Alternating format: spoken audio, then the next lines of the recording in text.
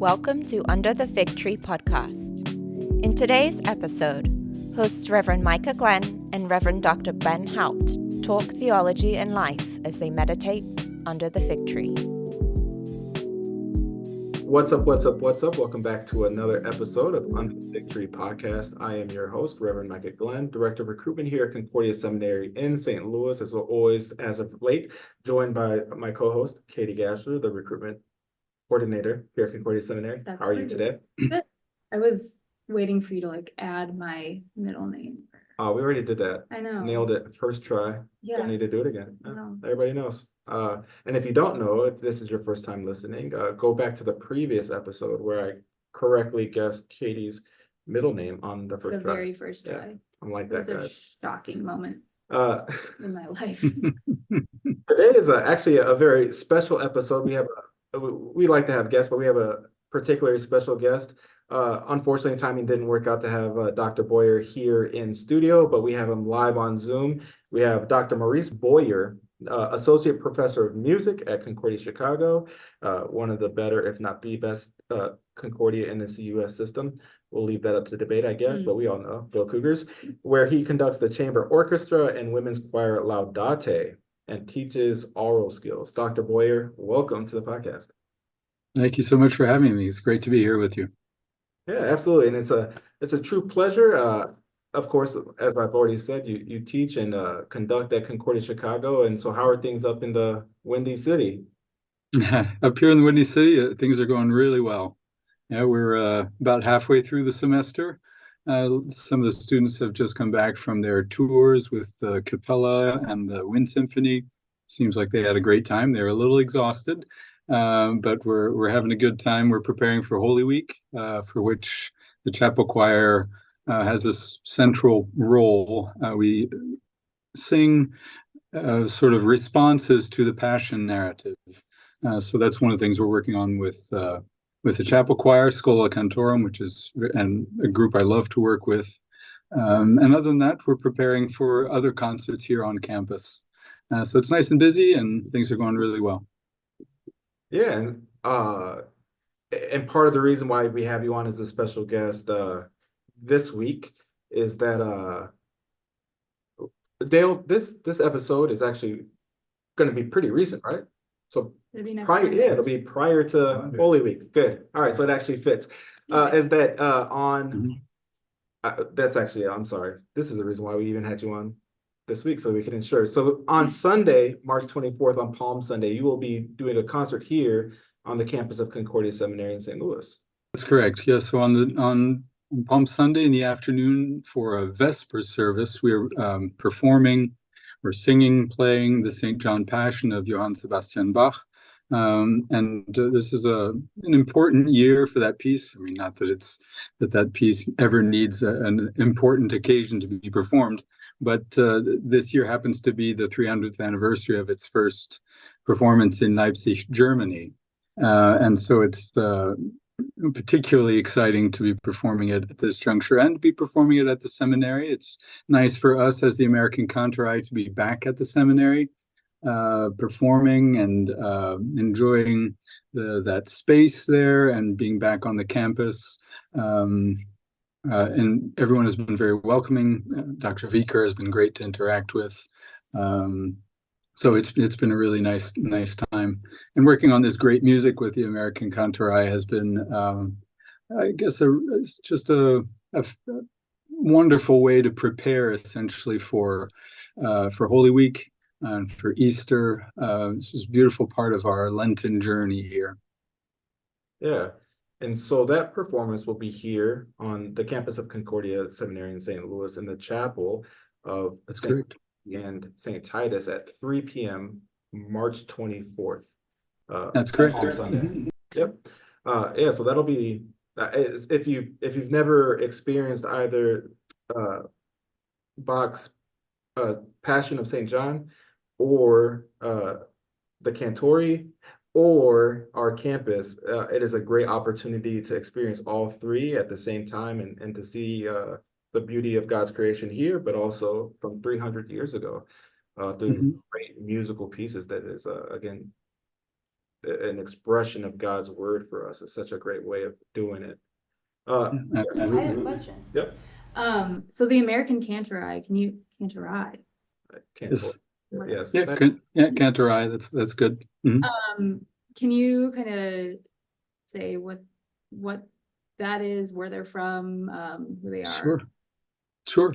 Right. So the American Kantorei is an ensemble, choral and orchestral ensemble that was founded. The earliest iteration of the group goes way back, I think, to the late 60s. But in its current sort of ethos or current formation, with some change of personnel, of course, dates back to the early 90s. And the person who founded the ensemble and was at the helm of it for decades is the Reverend Dr. Robert Bercht, who taught at the seminary, in fact. And he passed away some years ago now.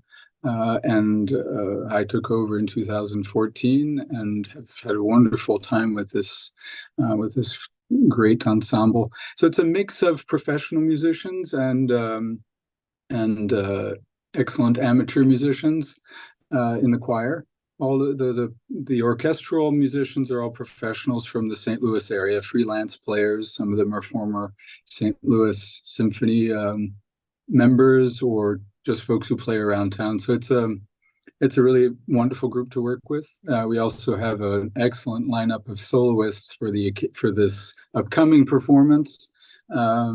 I can tell you more about that maybe a bit later, but that's essentially the sort of in a nutshell the ensemble's history, I guess you might say.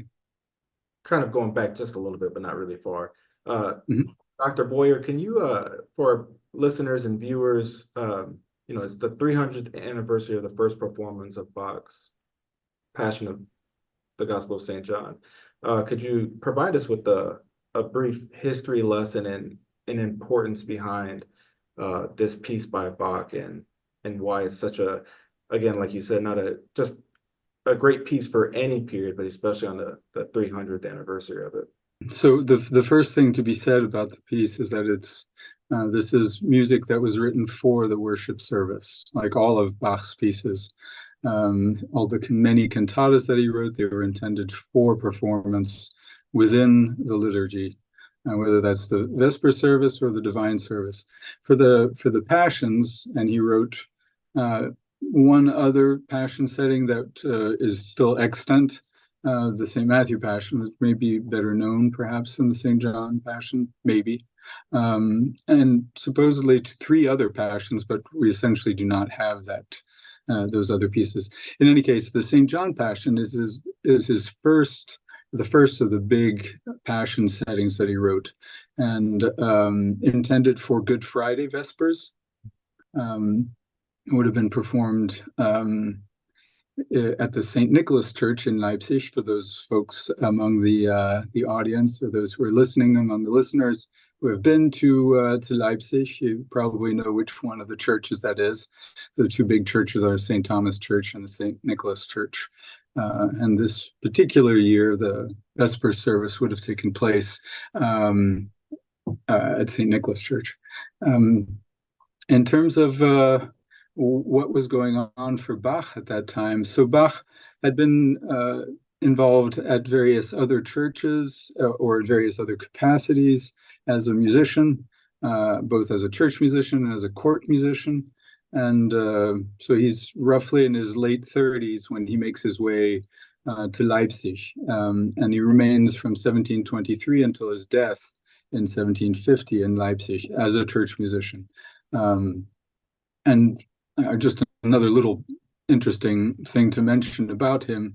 So in his first year, in the first few years, really, he's just tremendously prolific. Every week he's writing a new piece. And these are not just sort of the cookie cutter pieces that that one can churn out really quickly, perhaps. But these are full-fledged and extraordinarily imaginative pieces that he writes for every single week of the church year. For the first 3 years of his time there, his tenure, he's writing these every week. And it's in that context, in his first year in Leipzig, that he writes this passion setting. It's for those who don't know the piece, it's just shy of 2 hours in length. There are two parts to the piece. The part one ends with Peter's denial, and then part two begins right thereafter, as the trial begins, and Jesus before Pilate, and the first half is actually on the shorter side. The second half is a good deal longer, as you might imagine from the Passion narrative itself. What one can say about the piece overall is that it's the gospel text verbatim, and that gospel text it's of course in German. That gospel text is declaimed by the evangelist. So it's a tenor singer, who essentially tells the story, and there are other characters played by other soloists. So Jesus, Pilate, Peter, the servant, the woman who comes to Peter and asks him if he's not one of the disciples. So these smaller, quote unquote, smaller roles, of course, not for Jesus and Pilate, they have the big roles. But the evangelist is the one who carries the narrative. And around that are, and commenting upon the narrative, are choral movements. So there are chorales sung by the choir, and these would have been, of course, familiar hymns, and they're peppered throughout throughout the Passion at critical moments, and so it's like they're stepping back from the narrative and looking in. Sort of like a contemporary look onto what is happening. How is this significant for me? It's not just some story that occurred 2,000 years ago, or at that point 1,700 years ago, but this is something that's active and alive for me today. So that's the great function of the chorales. And again, they're so carefully placed and clearly by Bach himself. Also commenting upon the narrative are solo movements. So you'll have an aria sung by a soprano or a tenor or a bass. Again, a different kind of commenting on the narrative. In this case, an individual voice commenting upon the narrative. And for the solo movements, the texts were poetic texts. So there are three different layers, therefore, of text. There's the gospel, there's the chorale texts, which would have been familiar, and then these poetic texts. We're not really sure who it is that selected these non-scriptural texts, nor who really decided upon the chorales.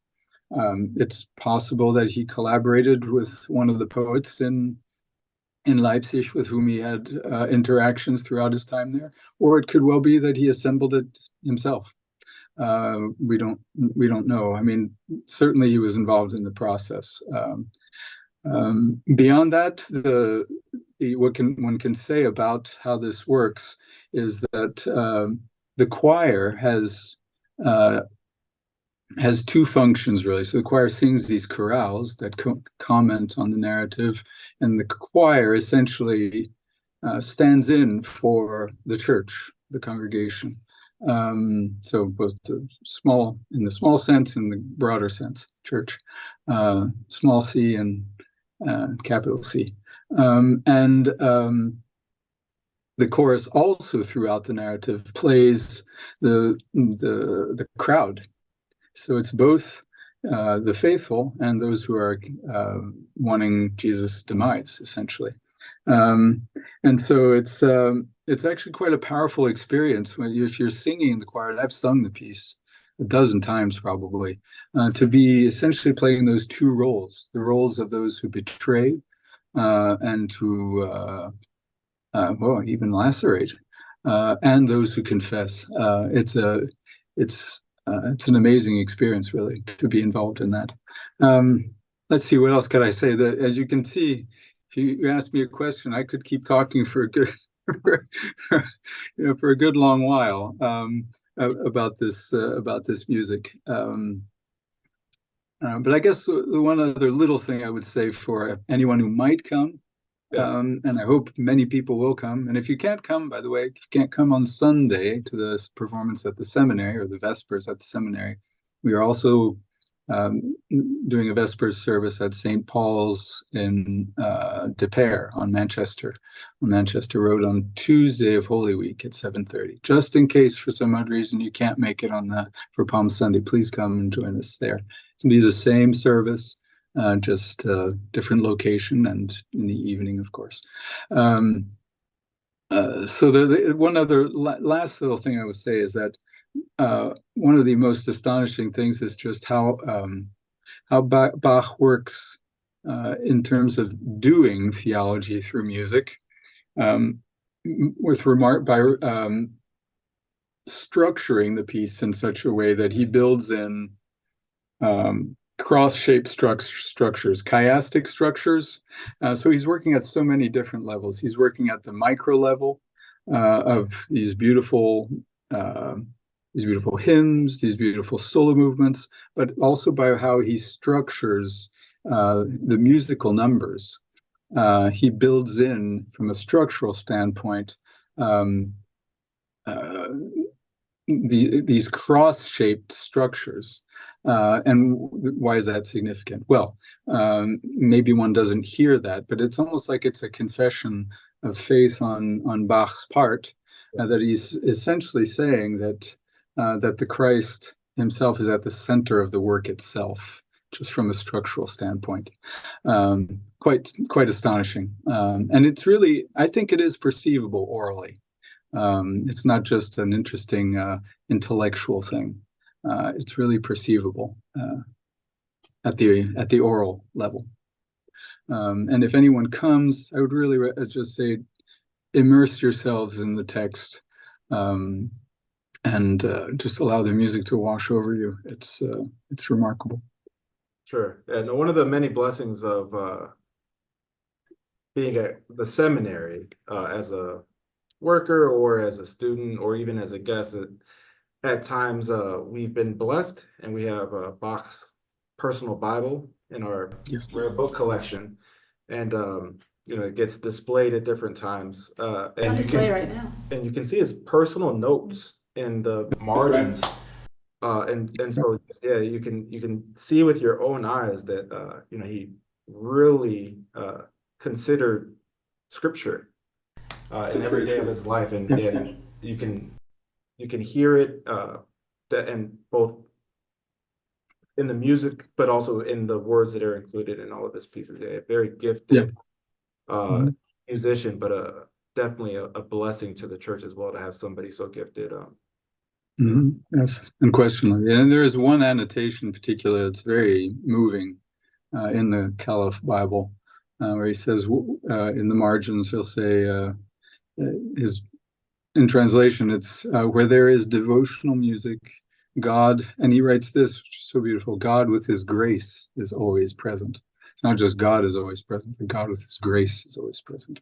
So it's always gospel, good news. Anyway, yes, remarkable. I agree completely. And he did also have quite an astonishingly large theological library for a layperson, some 100 titles. At that time, that would have represented quite an investment. Maybe 100 books in our time doesn't seem like all that much, but for that day, this is not just someone who happened to find the opportunity to use his gift in the church. This is something that was central to his person. Well, and I have a response and a question. So we'll see. So just being on campus, another thing is all the music that happens here. I think that's a really, really neat thing about whether you're a student or staff or just, passing through and coming to see a traveling group. The seminary offers tons of that, either opportunities to listen or opportunities to be a part of it. But you kind of touched on this a little bit. So at Concordia Chicago, I'm guessing you teach a bunch of different kinds of students, but I'm assuming that there's probably some pre-sem or some deaconess students in there. Can you kind of maybe talk about the role that music has in teaching theology? Sure. Well, I think it's easier to talk about it in terms of my work with the chapel choir, or it's called Schola Cantorum. And a lot of the pre-sem folks will be involved in that. Deaconess, those who are involved in the deaconess program will also be in the chapel choir. What's the chapel choir is there. It only sings music for the chapel services, and we have chapel every day at Concordia. Now, of course, the choir doesn't sing every day, but we sing usually roughly once a week. And it's the working on these pieces that I select is really the opportunity to go deeply into those particular pieces, but through those pieces to really delve into faith matters, really. And I always even in a rehearsal setting, I engage the students and have them respond to what they see and what they hear, and how it is that the music portrays in sound the texts that are there. And so there in the chapel choir setting, it's a pretty direct process. When it comes to my work with the chamber orchestra, there wordless music is still, certainly in my way of thinking about this, and I'm not unique in this regard, but in terms of how I approach it, is all that I have musically and all that I do musically is about doxology. And it's a desire to praise God and praise God and to serve my neighbor. And that's always at the heart of what we do. We try to go as deeply inside the music as we can in order to make a meaningful utterance. It's like a thank offering to God, really, for the gift that He has given us. And that is something that I do talk about in the context of that of the chamber orchestra rehearsals. But I also teach other classes where it's a little more obvious how I might be able to address matters of theology and faith. And that would be, for instance, right now I'm teaching a course on Bach and theology with my colleague here, Dr. Patrick Byans. And we're having a wonderful time looking at how Bach's cantatas fit within the liturgy and also within the liturgical calendar, but also how it is that Bach, as I said earlier, does theology. How do the gestures of the music capture these texts that are about matters of faith, the daily living of a Christian, the daily struggles, the daily joys. So that's another class that I greatly enjoy teaching, that very immediately, in a very immediate sense, hopefully at least, can provide something of meaning to the students who are in the pre-sem and the deaconess program. Sure. Dr. Boyer, something that we like to do, typically at the front end of the podcast, but we wanted to get to the reason why we are having you on today in particular, but we like to give our hearers the opportunity to learn a little bit more about our guests. And so if you don't mind, if you could just share a little bit about your background and what led to you becoming a musician and a faculty member at Concordia Chicago, and Sure. Yeah, what that's been. Yeah, sure. Yeah, sure. Well, I guess I'll go back a good deal. So I was born in Pennsylvania, but I actually grew up in the south of France and lived there until I was about 18. My folks, and I essentially grew up on a seminary campus. My parents taught music at a seminary in the south of France, and they had a touring choir there. So they're musicians, obviously, both of them, that moved throughout French-speaking Europe, mainly in France and in Switzerland, singing at a lot of the large churches over there. So right off the bat, you can already tell that music is in my background as well as church music, right? So, and I also have pastors in my family, so ministry is, is just it's been I was soaked in it, I guess you might say, right? And so the background is already there. When I came back to the States, I studied music in Princeton, New Jersey, at a conservatory there. And in between my undergrad and my master's, I went across town to study at the seminary, the Princeton Seminary, and then after that, I got a doctorate in orchestral conducting. So I have a doctorate in orchestral conducting, a master in choral conducting. But all along, I did work in the church, as a church musician, and the relation of music and theology has always been central to me. I mean, anyone who knows me knows that when I'm not making music, I'm reading theology. So it was kind of a natural thing to go in that direction. I may have had a bit of a circuitous route along the way, but those two tugs at me have always been there. In terms of Concordia Chicago, well, while I was working my doctorate, I was looking for a place for a job, right? And my good friend Chuck Brown, who is the conductor of the Capella here and now the chair of the department, said that there was an opening here, and so I came out, and here I am.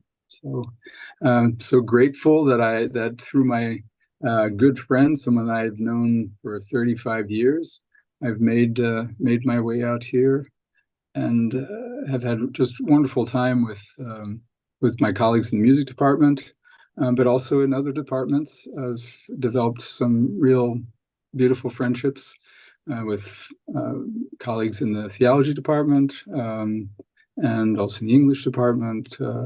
It's a great place to work. Really wonderful people here.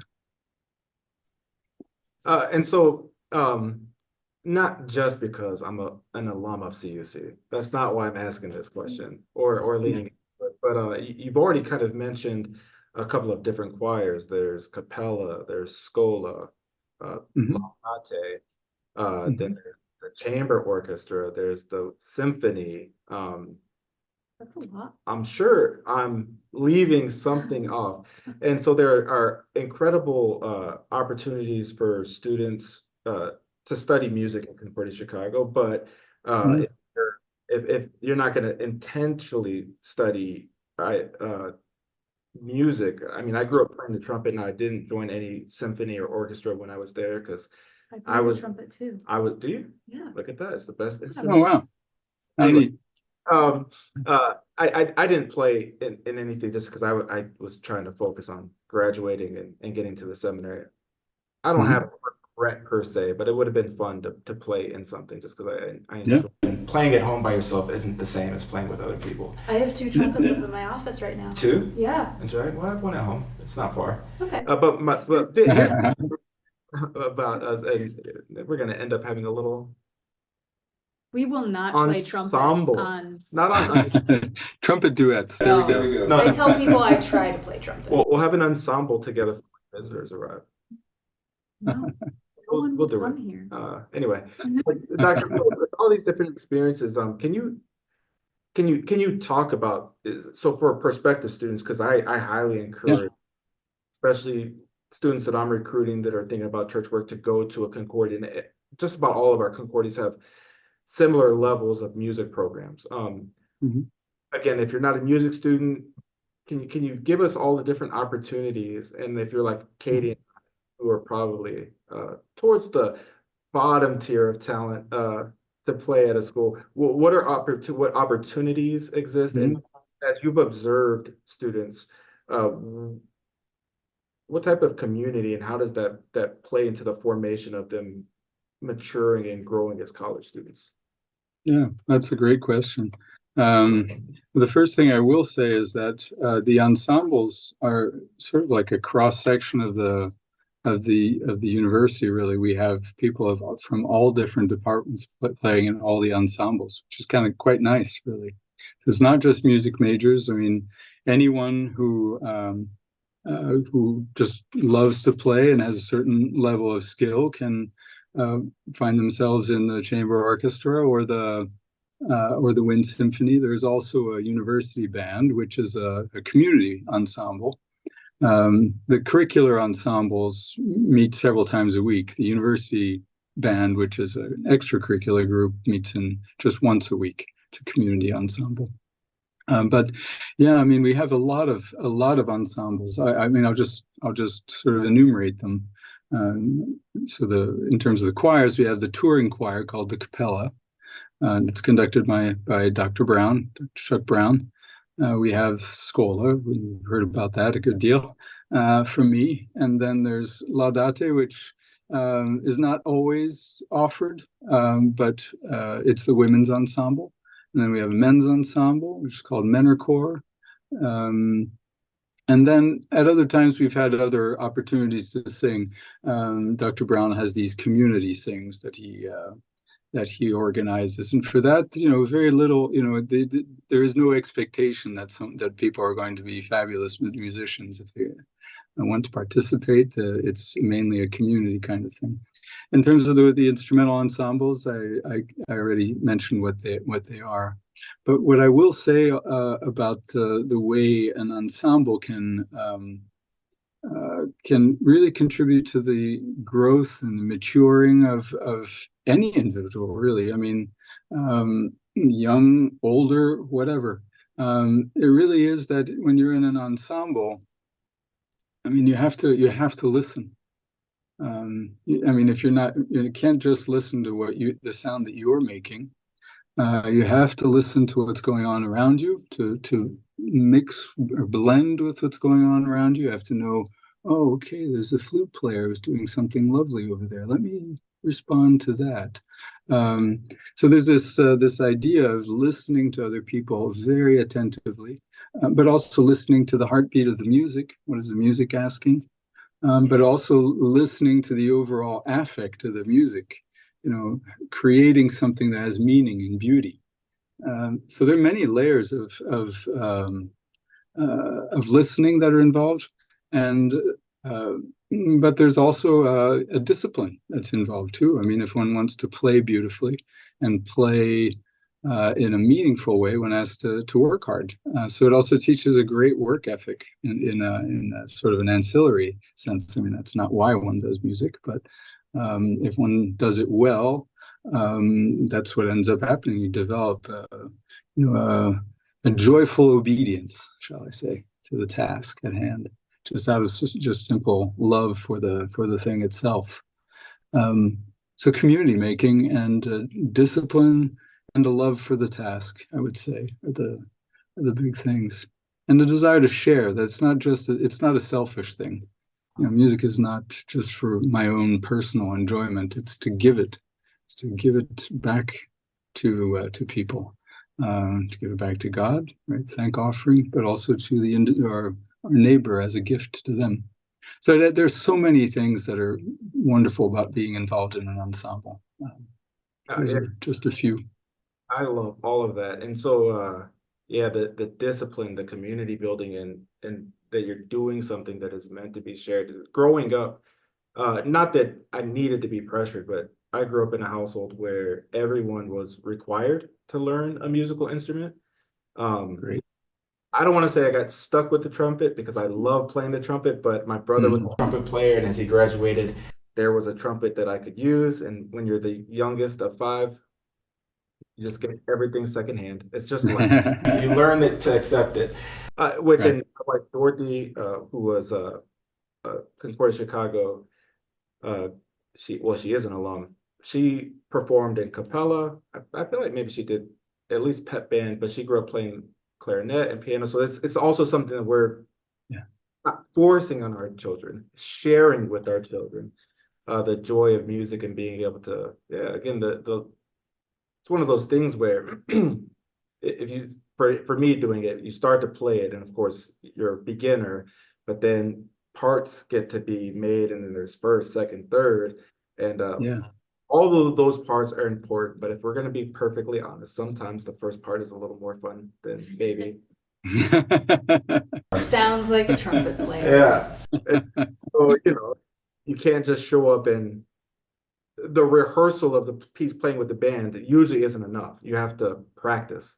And you have to take the music home, and you have to listen to yourself play it over and over and over again. So it's just those things that, and when you're doing it, and you at least when you're young, maybe you're doing it to be good at playing the trumpet, but the discipline of learning how to play an instrument plays such a vital role in everything that you do. And again, like you said, that community and sharing of these kind of intangible, I don't want to call them secondary, but they're kind of secondary to the task, skills you learn that play such a vital role in being a member of the church, both locally and the big church. But then again, for the sake of our viewers and the purpose of Under the Fig Tree, the formation into a church worker and instructor and leader and teacher is such an incredible thing. Well, I was going to say that you kind of touched on some things that just screamed vocation to me, and how we serve other people by doing music. I don't really play anymore, but my husband does, and he'll compose and he'll do some stuff in church, and just the way that it affects people and touches them, and just absolutely. I mean, and in music, one is as I'm sure you know, I mean, just from experience, right? One must remain subservient to the music, a servant of the music. And that is also a great skill to learn, that in that attentiveness, and that wakefulness, that quality of listening that really says that this thing at hand is more important than my own ego. That's another thing that's really quite powerful about making music. And that's, I think it's something that can translate into what it means to be a disciple, right? I mean, I am a servant, right? This is not about me. So another great thing about music. Listen, everybody plays their instrument, everybody plays a part, all equally valuable to the whole. Yes. Yeah. It's a very exactly. A very good illustration of what it means to be the body of Christ.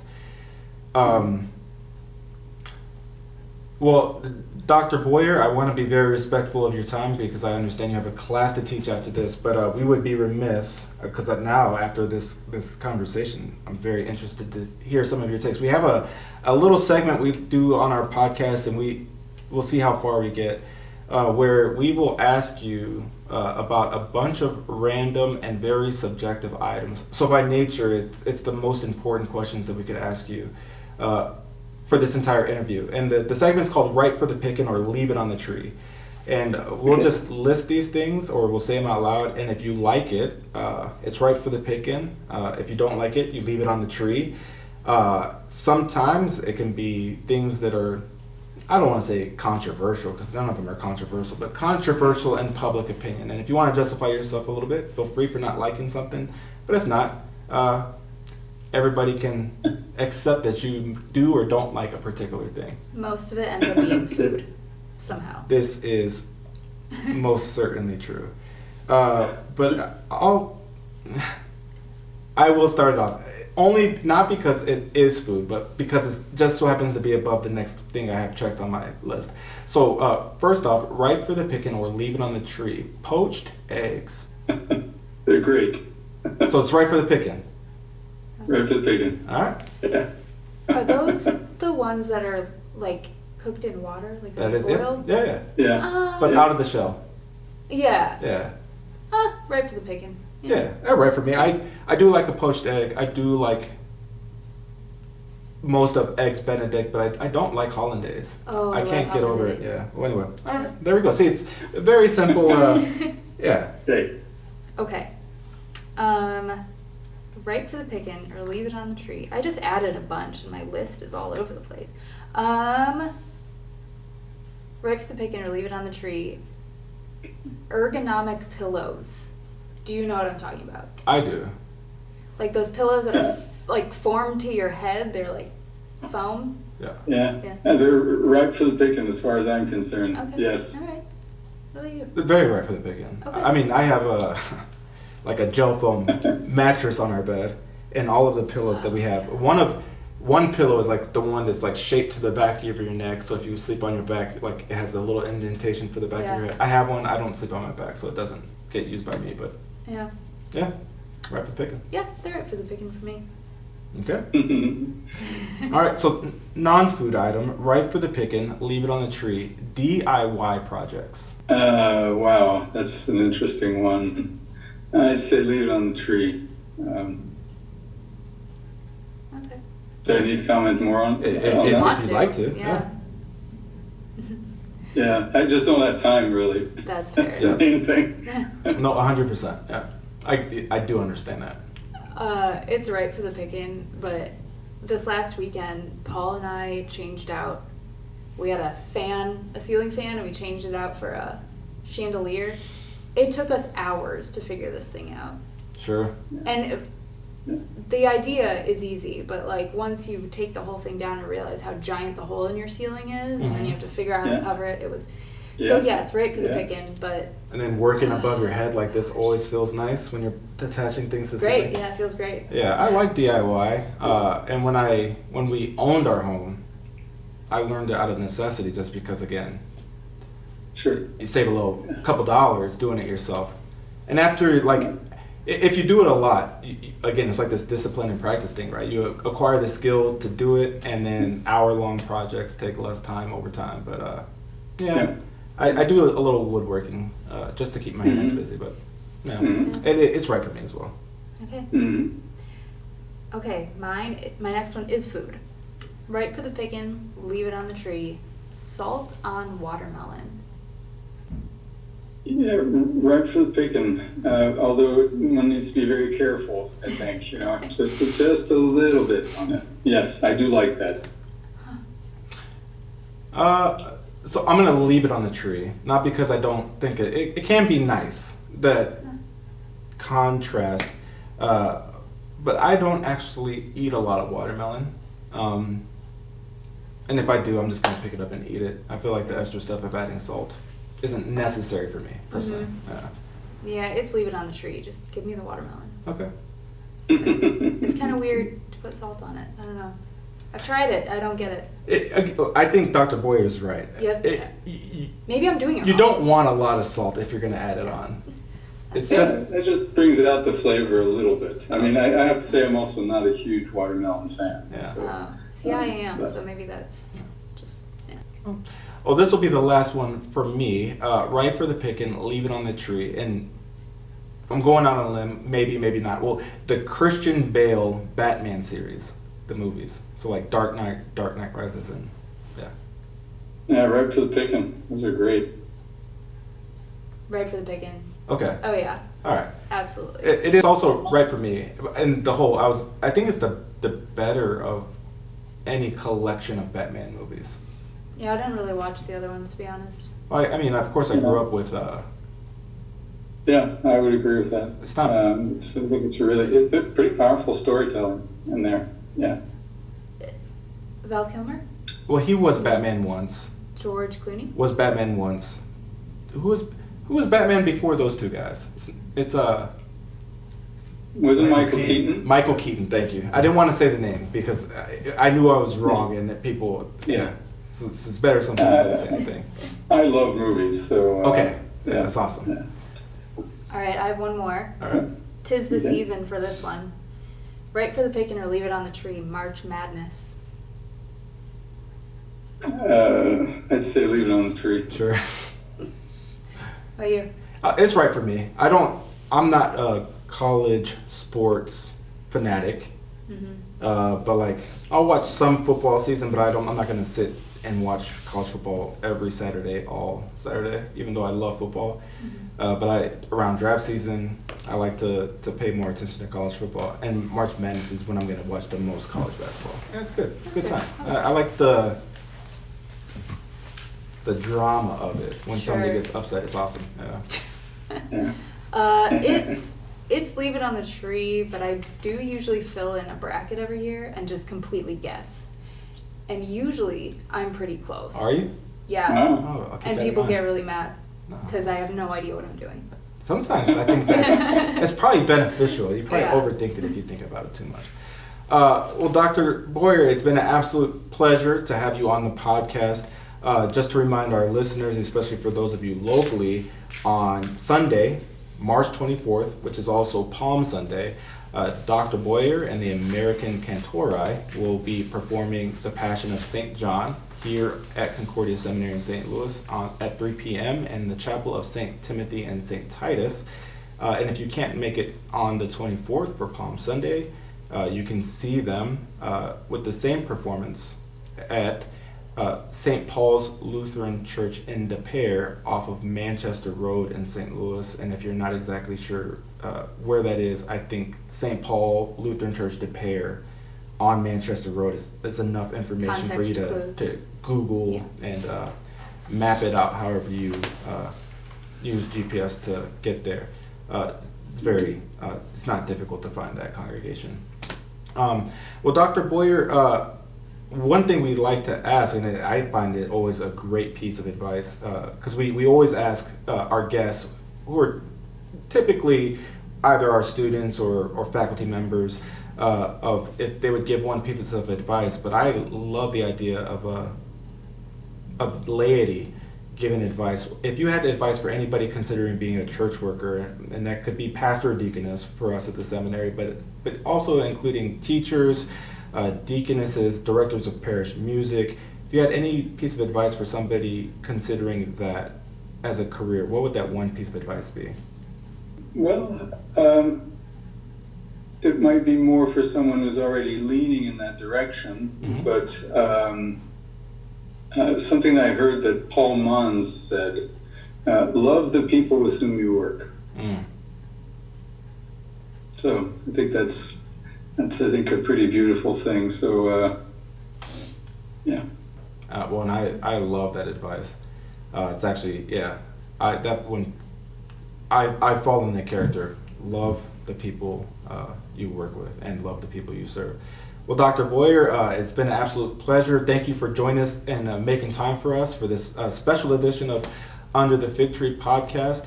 And to all of our viewers and listeners, thank you as always for joining us. And even if you're not considering church work, but especially if you are, love the people you work with. It makes life better for each and every one of us. And if you're thinking about church work as becoming a pastor, teacher, deaconess, DCE, anything like that as a career, don't think. Fill out a request for information. The link is in the description if you're watching YouTube. And you can find that request for information at csl.edu under the admissions pages so that we can know who you are and have the ability to reach out to you. And if you know you're not, if being a church worker isn't for you, but you've always looked across the pew at somebody that you've gone to church with for a while and you always thought to yourself they would make a good church worker, don't think. Make sure you tell them, because you could be that person that gives them that encouragement to fill out the request for information and begin their path towards ministry. Once again, Dr. Boyer, absolute pleasure having you on. Thank you all for tuning in and listening, and we'll see you all next time under the Fig Tree.